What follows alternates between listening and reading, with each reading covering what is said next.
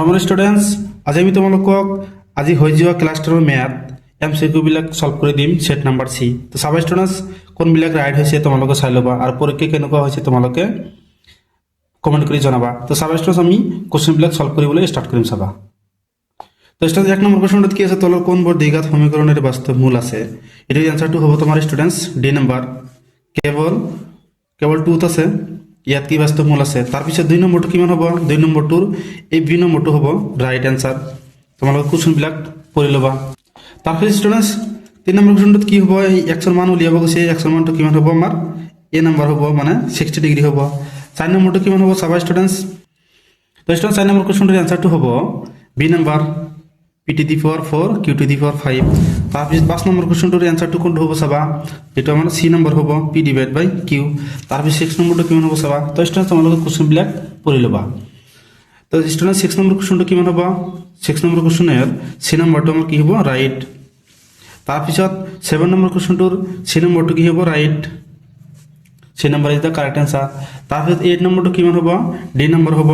এটা আমাৰ কি হ'ব ৰাইট হ'ব তাৰ পিছত 9 নম্বৰটো কিমান হ'ব 9 নম্বৰটোৰ কোশ্চেন আনসাৰ এটা আমাৰ হ'ব d is the correct answer তোমালোকে কোশ্চেন বিলাক পঢ়ি ল'বা তাৰ পিছত 10 নম্বৰটো কিমান হ'ব 10 নম্বৰটো আমাৰ d হ'ব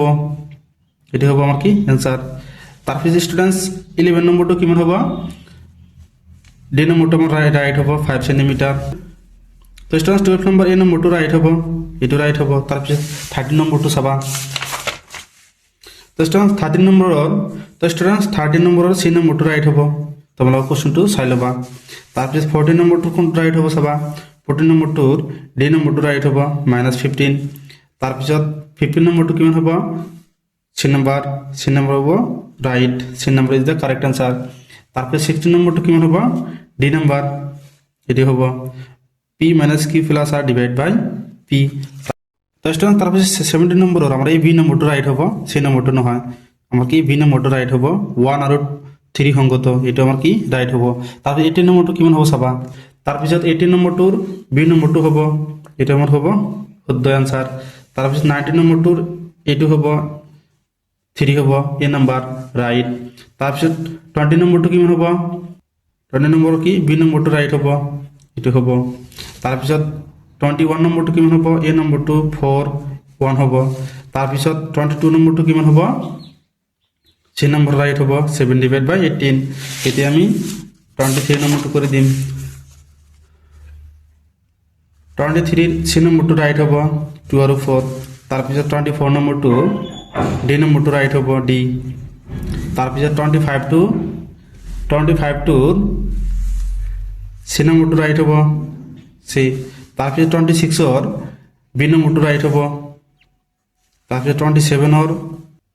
b নম্বৰটো ৰাইট হ'ব 27 ৰ b নম্বৰটো ৰাইট হ'ব তাৰপিছত 28 ৰ c নম্বৰটো ৰাইট হ'ব 28 ৰ c নম্বৰটো ৰাইট হ'ব তাৰপিছত 29 টো চাম